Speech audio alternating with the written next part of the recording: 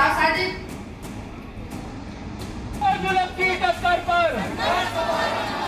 नहीं लगा रहा कोई सर, नहीं, सारे एक साथ हैं। कुछ भी करे सरकार। डिजिटल अटेंडेंस पर योगी सरकार की तमाम सख्ती के बाद भी यूपी के सरकारी टीचर मानने को तैयार नहीं है। वहीं शिक्षकों की बहानेबाजी को योगी सरकार अब बर्दाश्त करने के मूड में भी नहीं है। हालात ये हैं कि यूपी सरकार के लागू नए नियमों की अनदेखी करने वाले सभी शिक्षक योगी सरकार के सीधे रडार पर आ गए हैं।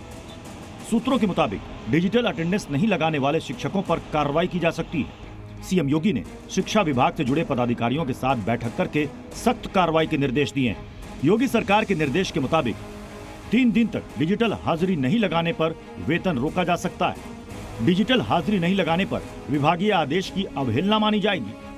विभागीय अवहेलना की स्थिति में अनुशासनात्मक कार्रवाई हो सकती है। शिक्षकों का वेतन और मानदेय अगले आदेश तक रोका जा सकता है। इस बीच अलग अलग जगहों के सरकारी शिक्षक लगातार काली पट्टी बांधकर विरोध दर्ज करा रहे हैं। कई संगठनों से जुड़े शिक्षकों ने जिला मुख्यालयों को ज्ञापन भी सौंपा है।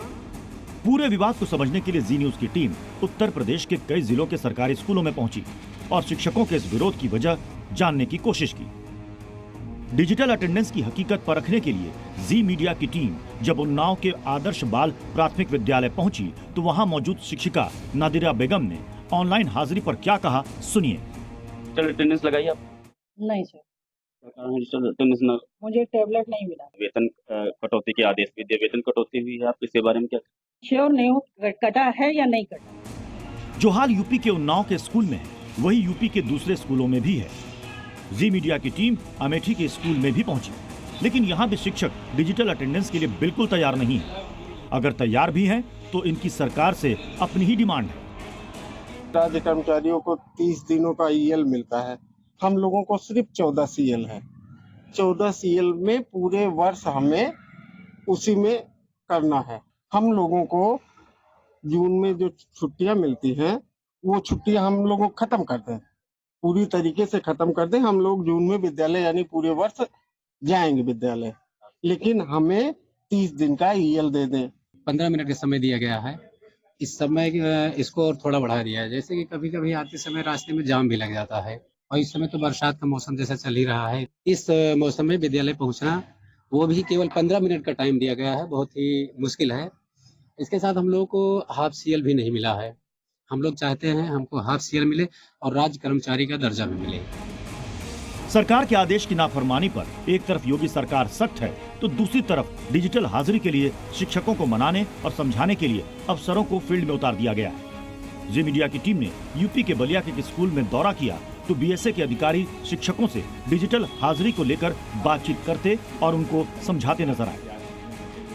बलिया के बीएसए से सीधे पूछते हैं, सर आज आप बलिया के तमाम विद्यालयों में जा रहे हैं, किस तरीके से शिक्षकों से बातचीत हो रही है और क्या मकसद है? तो शिक्षकों में भी कुछ भ्रम है, उस भ्रम को हम लोग दूर कर रहे हैं, जागरूक कर रहे हैं कि ये ऑनलाइन चीजें होने से व्यवस्थाएं पारदर्शी तरीके से और समय से संचालित हो सकेंगी। तो पूरी उम्मीद है कि हमारे शिक्षक इसमें सहयोग करेंगे। एक तरफ डिजिटल अटेंडेंस पर अधिकारी शिक्षकों को समझाने में जुटे हैं तो दूसरी तरफ सीएम योगी की सख्ती बरकरार है। अब देखना होगा कि शिक्षकों के इस जिद की जीत होती है या सरकारी तंत्र की। ब्यूरो रिपोर्ट, जी मीडिया। तो डिजिटल अटेंडेंस विवाद की खबर के बीच शिक्षकों के लिए एक बेहतर खबर, और खबर यह कि पुरानी पेंशन की मांग को लेकर के लंबे अरसे से यूपी में चल रहे आंदोलन के बीच 60,000 संविदा कर्मचारियों की मुराद पूरी होने वाली। योगी सरकार ने शिक्षकों के लिए नई या पुरानी में से कोई एक पेंशन चुनने का विकल्प जारी कर दिया है। इस आदेश में शिक्षकों को ऑप्शन के तौर पर नई और पुरानी पेंशन दोनों के विकल्प दिए गए। शिक्षकों की ओर से भरा गया ये अंतिम विकल्प है और इसके बाद वो कोई बदलाव नहीं कर सकते।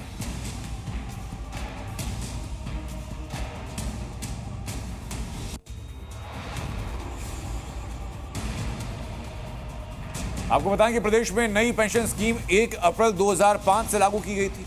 इसके लिए अधिसूचना 28 मार्च 2005 को लागू हुई थी। विशिष्ट बीटीसी और अन्य भर्तियों के जरिए करीब 60,000 शिक्षक और कर्मचारी ऐसे जिनकी नियुक्ति वो 2006 में हुई थी, लेकिन इसका विज्ञापन नई पेंशन की अधिसूचना जारी होने से पहले निकला था और इसलिए वो विज्ञापन के आधार पर लगातार पुरानी पेंशन में शामिल होने की मांग कर रहे थे। पिछले कुछ सालों से यूपी समेत देश की सियासत में पुरानी पेंशन की मांग एक बड़ा चुनावी मुद्दा रहा है। कांग्रेस ने कुछ विधानसभा चुनाव में अपने घोषणा पत्र में इसको अपना हिस्सा भी बनाया।